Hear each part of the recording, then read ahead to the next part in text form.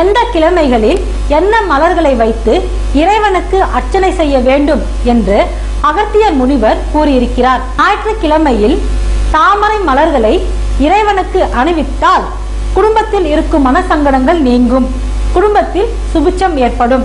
திங்கட்கிழமையில் முல்லை, மல்லி போன்ற மலர்களை இறைவனுக்கு சமர்ப்பித்தால் மனசங்கடங்கள் நீங்கும்.